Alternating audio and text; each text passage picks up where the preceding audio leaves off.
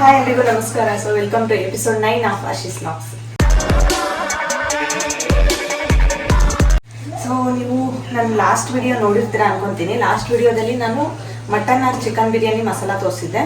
So ಈ ವಿಡಿಯೋದಲ್ಲಿ ನಾನು ಅದೇ ಪೌಡರ್ನ ಯೂಸ್ ಮಾಡಿಕೊಂಡು ಅದೇ ಮಸಾಲಾನ ಯೂಸ್ ಮಾಡಿಕೊಂಡು ಚಿಕನ್ ಬಿರಿಯಾನಿ ತೋರಿಸ್ತಿದ್ದೀನಿ. ಆ್ಯಕ್ಚುಲಿ ನಾನು ಇದು ಫಸ್ಟ್ ಟೈಮ್ ಟ್ರೈ ಮಾಡ್ತಾ ಇರೋದು ಈ ಬಿರಿಯಾನಿ, ಈ ಥರ ಬಿರಿಯಾನಿ.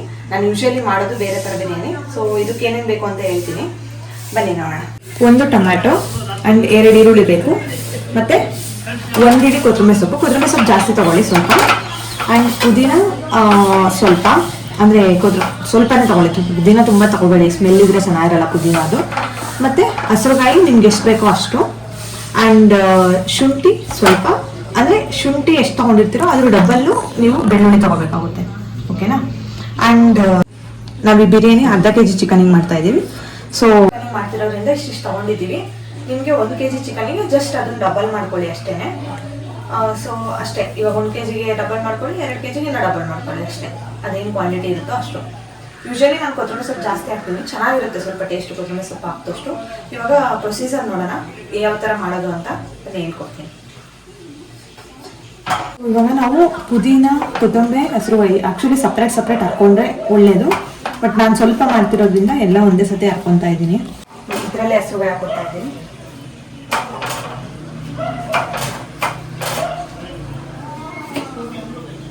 ಇದರಲ್ಲೇ ಕೊತ್ತಂಬರಿ ಸೊಪ್ಪು ಕೂಡ ಹಾಕ್ಕೊಂತೀನಿ.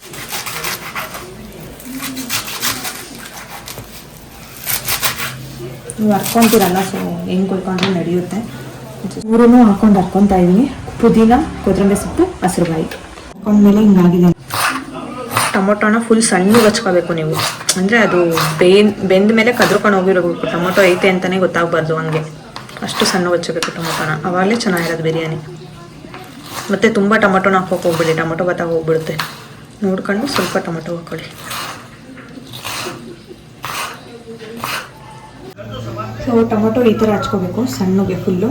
ಮತ್ತು ಶುಂಠಿ ಬೆಳ್ಳುಳ್ಳಿ ಪೇಸ್ಟು ನಾನು ಕುಟ್ಕೊಂಡಿದ್ದೀನಿ, ಬಟ್ ನೀವು ಜಾಸ್ತಿ ಮಾಡ್ತೀರಾ ಅಂದರೆ ಹರ್ಕೊಳ್ಳಿ, ಶುಂಠಿ ಬೆಳ್ಳುಳ್ಳಿ ಪೇಸ್ಟ್ ಇನ್ನೂ ಚೆನ್ನಾಗಿರುತ್ತೆ. ಮತ್ತು ಈರುಳ್ಳಿ ಈ ಥರ ಸಣ್ಣ ಕೊಯ್ಕೋಬೇಕು ಉದ್ದಕ್ಕೆ. ಮತ್ತು 1 ನಿಂಬೆಹಣ್ಣು. ಡೈರೆಕ್ಟ್ ಬಿರಿಯಾನಿಗೆ ಹಿಂಡಿದ್ರು ಓಕೆ, ಹಂಗೆ ಹಾಕ್ಕೊಂಡ್ರು ಓಕೆ, ಚೆನ್ನಾಗಿರುತ್ತೆ. ನಾನು ಡೈರೆಕ್ಟ್ ಬಿರಿಯಾನಿಗೆ ಹಿಂಡ್ತಾ ಇದ್ದೀನಿ. ಆ್ಯಂಡ್ ಮಸಾಲೆ ಐಟಮ್ಸು ಒಗ್ಗರಣೆಗೆ ಬೇಕಾಗಿರೋದು, ಒಗ್ಗರಣೆಗೆ ಬೇಕಾಗಿರೋ ಮಸಾಲೆ ಐಟಮ್ಸು, ಒಂದು ಪಲಾವ್ ಎಲೆ ಆ್ಯಂಡ್ ಇದು ಮರಾಠಿ ಮೊಗ್ಗು, ಸ್ವಲ್ಪ ಸೊಂಪು ಅಷ್ಟೇ ಒಗ್ಗರಣೆಗೆ ಹಾಕೋದು. ಮತ್ತು 1 ಚಕ್ರ ಮೊಗ್ಗು ಹಾಕಿ ಅಷ್ಟೇ, ಚಕ್ರ ಮೊಗ್ಗು ಮತ್ತು 2 ಚಕ್ರ ಮೊಗ್ಗು. ಸೊ ಇವಾಗ ನಿಮಗೆ ಪ್ರೊಸೀಜರ್ ಹೇಳ್ತೀನಿ, ಅಂದರೆ ಪ್ರೊಸೆಸ್ ಹೇಳ್ತೀನಿ ಹೆಂಗೆ ಮಾಡೋದಂತ ಬಿರಿಯಾನಿನ. ಫಸ್ಟು ಆಯಿಲ್ ಹಾಕೊಳ್ಳಿ. ಆಯಿಲು ನೀವು ಎಷ್ಟು ಆಯಿಲ್ ಹಾಕೋತೀರೋ ಅಷ್ಟು ಬಿರಿಯಾನಿ ಚೆನ್ನಾಗಿರುತ್ತೆ. ಹಂಗಂತೂ ತುಂಬ ಹಾಕೊಳ್ಳೋದಲ್ಲ, ನೋಡ್ಕೊಂಡು ಹಾಕೊಳ್ಳಿ. ಬಟ್ ಆಯಿಲ್ ಇದ್ದಷ್ಟು ಬಿರಿಯಾನಿ ತುಂಬ ಚೆನ್ನಾಗಿರುತ್ತೆ. ಬಿರಿಯಾನಿನೇ ಆಗಲಿ, ಪಲಾವ್ ಆಗಲಿ, ಆಲ್ಮೋಸ್ಟ್ ಎಲ್ಲ ತಿಂಡಿಗೂ ನೀವು ಆಯಿಲ್ ಹಾಕಿದ್ರೆ ಚೆನ್ನಾಗಿರುತ್ತೆ ಜಾಸ್ತಿ. ನಾನು ಇಷ್ಟು ಹಾಕ್ಕೊತಾ ಇದ್ದೀನಿ. ಪಲಾವ್ ಎಲೆ ಹಾಕ್ಬಿಡಿ. ನೆಕ್ಸ್ಟ್ ಚಕ್ರ, ಆಮೇಲೆ ಮರಾಠಿ ಮೊಗ್ಗು 2 ಹಾಕೊಂತಿದ್ದೀನಿ ಸಾಕು, ಯಾಕಂದರೆ ಅರ್ಧ kg ಅಷ್ಟೇ ಅಲ್ವಾ ಮಾಡ್ತಾ ಇರೋದು, ಜಸ್ಟ್ ಫ್ಲೇವರ್ಗೋಸ್ಕರ. ಆಮೇಲೆ ಸೋಂಪು ಇಷ್ಟೇ ಸಾಕು, ಯಾಕಂದರೆ ನಾನು ಆ ಪೌಡರಲ್ಲಿ ಕೂಡ ಸೋಂಪು ಹಾಕ್ಕೊಂಡಿದ್ದೀನಿ, ಅದಕ್ಕೋಸ್ಕರ ಅಷ್ಟೇ ಸೋಂಪು ಸಾಕು. ಸೊ ಇಷ್ಟು ಹಾಕ್ಕೊಂಡ್ಮೇಲೆ ಅದೊಂಚೂರು ಬಿಸಿ ಆಗೋವರೆಗೂ ಬಿಟ್ಟು ಈರುಳ್ಳಿ ಹಾಕೋಬೇಕು. ಸ್ವಲ್ಪ ಬಿಸಿ ಆಗಲಿ ಅದು. ಈರುಳ್ಳಿ ಹಾಕ್ತಾ ಇದ್ದೀನಿ ಡೈರೆಕ್ಟು.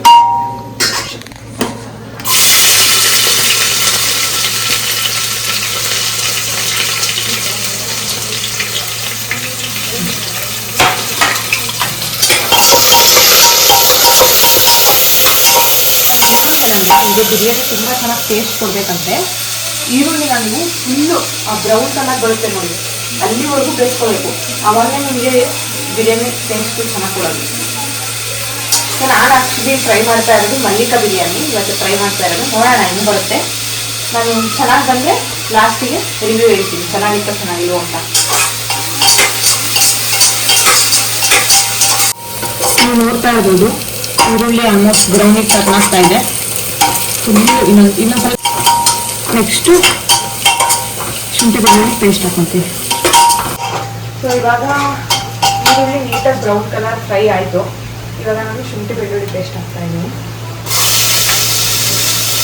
ಯಾವತ್ತೂ ನೀವು ಶುಂಠಿ ಬೆಳ್ಳುಳ್ಳಿ ಪೇಸ್ಟು ಫಸ್ಟ್ ಹಾಕೋಬೇಡಿ, ಅಂದರೆ ಟೇಸ್ಟ್ ಚೆನ್ನಾಗಿರಲ್ಲ ಅಷ್ಟು. ಮತ್ತು ಇನ್ನೊಂದು ಬೇಗ ತೀರೋಗ್ಬಿಡುತ್ತೆ, ಟೇಸ್ಟು ಚೆನ್ನಾಗಿರಲ್ಲ. ಆದಷ್ಟು ಈರುಳ್ಳಿ ಹಾಕಿದ್ಮೇಲೆ ಆಲ್ಮೋಸ್ಟ್ ಒಂದಷ್ಟು ಮಸಾಲೆ ಐಟಮ್ಸ್ ಹಾಕಿದ್ಮೇಲೆ ಹಾಕೊಂಡು ನಡೆಯುತ್ತೆ. ಬಟ್ ಫಸ್ಟ್ ಮಾತ್ರ ಹಾಕೋಬೋದು ಶುಂಠಿ ಬೆಳ್ಳುಳ್ಳಿ ಪೇಸ್ಟ್. ಸ್ವಲ್ಪ ಬೇಯಿಸ್ಕೊಳ್ಳೋಣ. ಅದು ಆಮೇಲೆ ಕಸ್ತೂರಿ ಮೇಥಿ ಆ್ಯಡ್ ಮಾಡ್ಕೊಳ್ಳಿ. ಸೊ ನೋಡಿ, ನಾನು ಅರ್ಧ ಕೆ ಜಿ ಚಿಕನಿಗೆ ಇಷ್ಟು ಆ್ಯಡ್ ಮಾಡ್ಕೊತಾ ಇದ್ದೀನಿ ಕಸ್ತೂರಿ ಮೇಥಿ. ನೀವು ನೋಡ್ಕೊಂಡು ಆ್ಯಡ್ ಮಾಡ್ಕೊಳ್ಳಿ. ಸೊ ಇದು ಡಬಲ್ ಆ್ಯಡ್ ಮಾಡ್ಕೊಳ್ಳಿ 1 ಕೆ ಜಿಗಾದರೆ. ಸೊ ಇವಾಗ ಶುಂಠಿ ಬೆಳ್ಳುಳ್ಳಿ ಪೇಸ್ಟ್ ಸ್ವಲ್ಪ ಬೇಯಿಸ್ಕೊಂಡಿದ್ದಾಯಿತು. ಇವಾಗ ನಾನು ಅವಾಗಲೇ ಹಾಕೊಂಡಿದ್ದಾಗ ಮಸಾಲ ಹಾಕೊತಾ ಇದ್ದೀನಿ.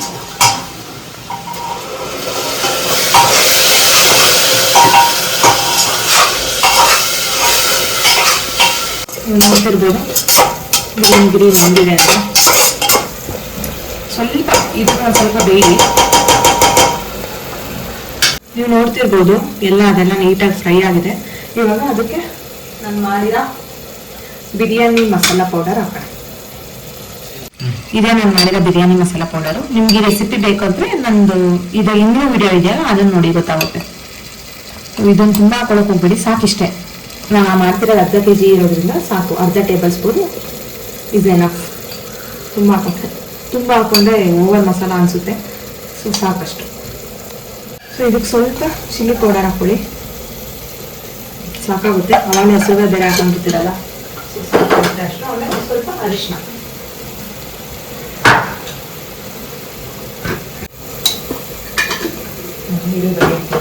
ಆ್ಯಂಡ್ ಸ್ವಲ್ಪ ಸಾಂಬಾರ ಪುಡಿ ಅಂದರೆ ಧನಿಯಾ ಪೌಡರು. ಇನ್ ಕೇಸ್ ನಿಮಗೆ ಧನಿಯಾ ಪೌಡರ್ ಹಾಕೊಳ್ಳೋಕೆ ಇಷ್ಟ ಇಲ್ಲ ಅಂದರೆ, ನಂದು ಇನ್ನೂ ರೆಸಿಪಿ ನೋಡ್ತಿರಲ್ಲ ಆ ಪೌಡರ್ದು, ಮಸಾಲ ಪೌಡರ್ದು, ನೀವು ಅದ್ರ ಜೊತೆನೇ ಧನಿಯಾ ಕಾಳು ಮಿಕ್ಸ್ ಮಾಡ್ಕೊಂಡು ಕೂಡ ನೀವು ಆ ಪೌಡರ್ನ ಮಾಡ್ಕೋಬೋದು. ನಿಮಗೆ ಸಪ್ರೇಟು ಸಾಂಬಾರ ಪುಡಿ ಎಲ್ಲ ಮಾಡ್ಸೋಕ್ಕಾಗಲ್ಲ, ಹಾಕೊಳಕ್ಕಾಗಲ್ಲ ಅಂದರೆ. ಸೊ ನಂದು ಆಲ್ರೆಡಿ ಸಾಂಬಾರ ಪುಡಿ ಇತ್ತು, ಅದಕ್ಕೋಸ್ಕರ ನಾನು ಅದರಲ್ಲಿ ಧನಿಯಾ ಕಾಳನ್ನ ಮಿಕ್ಸ್ ಮಾಡಿರಲಿಲ್ಲ. So if you want you can mix it. ಇವಾಗ ಟೊಮೊಟೊ ಹಾಕೊಂಬಿಡಿ. ಟೊಮೊಟೊ ಲಾಸ್ಟಲ್ಲಿ ಹಾಕೋಬೇಕು. ಎಲ್ಲ ಆದಮೇಲೆ ಎಲ್ಲ ಪೌಡರು ಮತ್ತು ಎಲ್ಲ ಹಾಕೊಂಡ್ಮೇಲೆ ಲಾಸ್ಟಾಗಿ ಟೊಮೊಟೊ ಹಾಕೊಂಡು ಸ್ವಲ್ಪ ಹೊತ್ತು ಬೇಯಿಸ್ಕೊಳ್ಳಿ.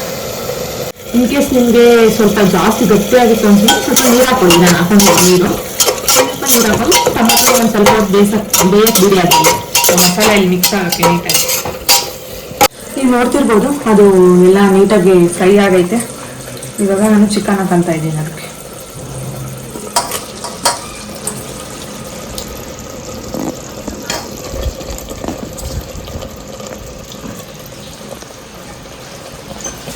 ಮಿಕ್ಸ್ ಮಾಡ್ಕೊಳ್ಳಿ.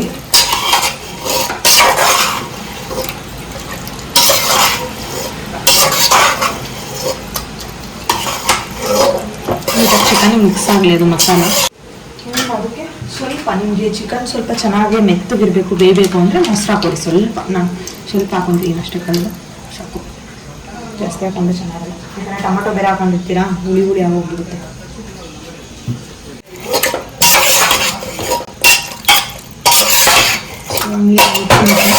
ಸಣ್ಣ ಉರಿ ಮಾಡಿ ಚಿಕನ್ ಮಿಕ್ಸ್ ಮಾಡ್ಬೇಕಾದ್ರೆ ಈಗ ಸೀದೋಗ್ಬಿಡ್ತೀನಿ ನಾನು.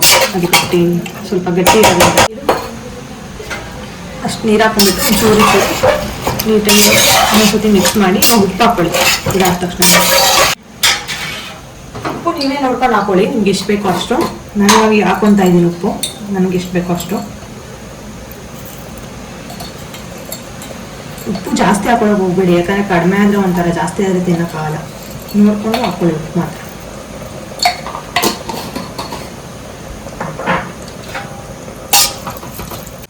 ಸೊ ನೀವು ನೋಡ್ತಿರ್ಬೋದು ನಾನು ನೀರು ಹಾಕೊಂಡಿದ್ದೀನಿ ಎಷ್ಟು ಬೇಕೋ ಅಷ್ಟು ಅಂತ. ಇವಾಗ ತುಪ್ಪ ಹಾಕೋತಾ ಇದ್ದೀನಿ. ಲಾಸ್ಟಿಗೆ ತುಪ್ಪ ಹಾಕೋಬೇಕು.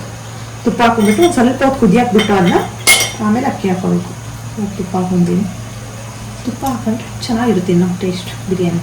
ನಾನು ಸ್ವಲ್ಪ ಜಾಸ್ತಿನೇ ತುಪ್ಪ ಹಾಕೊಂಡಿದ್ದೀನಿ. ತುಪ್ಪ ಇದ್ದಷ್ಟು ಸ್ವಲ್ಪ ಟೇಸ್ಟ್ ಇನ್ನೂ ಚೆನ್ನಾಗಿರುತ್ತೆ. ಸಾಕು.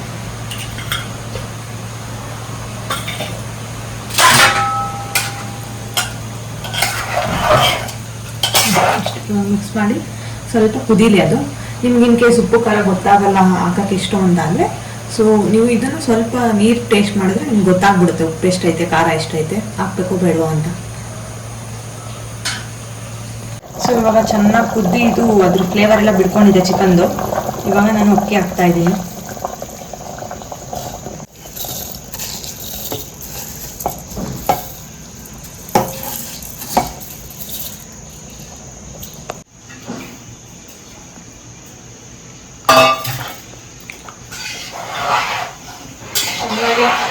ಅದನ್ನು ಮಿಕ್ಸ್ ಮಾಡ್ಕೊಳ್ಳಿ ನೀಟಾಗಿ. ಅಕ್ಕಿ ಹಾಕಿದ್ಮೇಲೆ ಇಷ್ಟ ಆದ ತಕ್ಷಣ ಅಕ್ಕಿ ಹಾಕ್ಬಿಟ್ಟು ಆ ಕುಕ್ಕರ್ದು ಮುಚ್ಚಳ ಮುಚ್ಚಿಬಿಡಿ.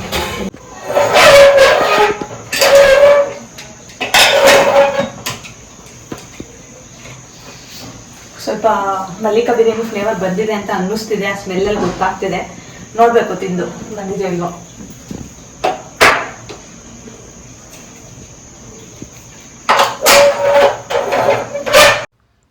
ಸೊ ಇವಾಗ ಬಿರಿಯಾನಿ ಆಗಿದೆ, ನೋಡೋಣ ಹೆಂಗೆ ಬಂದಿದೆ ಅಂತ.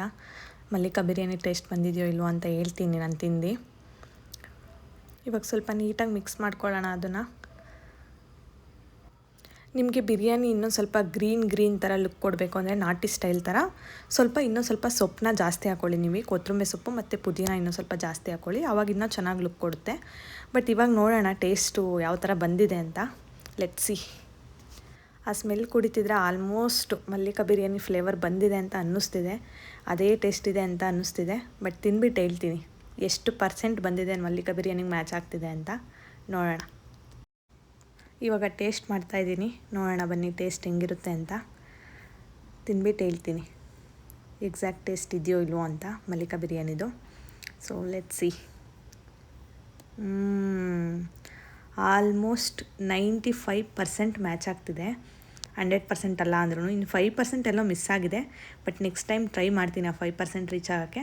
ಬಟ್ 95% ಮ್ಯಾಚ್ ಆಗ್ತಿದೆ, ನಿಜವಾಗ್ಲೂ ಚೆನ್ನಾಗಿದೆ. ನೀವು ಒಂದ್ಸತಿ ಟ್ರೈ ಮಾಡಿ ನೋಡಿ. ಸೊ ನಾನು ಏನು ಹೇಳಿದ್ದೀನೋ ಅದೇ ಪ್ರೊಸೀಜರಲ್ಲಿ ಟ್ರೈ ಮಾಡಿ, ನಿಜವಾಗ್ಲೂ ಚೆನ್ನಾಗಿ ಬರುತ್ತೆ. ಒಂದು ಸ್ಟೆಪ್ಪನ್ನು ಮಿಸ್ ಮಾಡೋಕ್ಕೆ ಹೋಗಬೇಡಿ.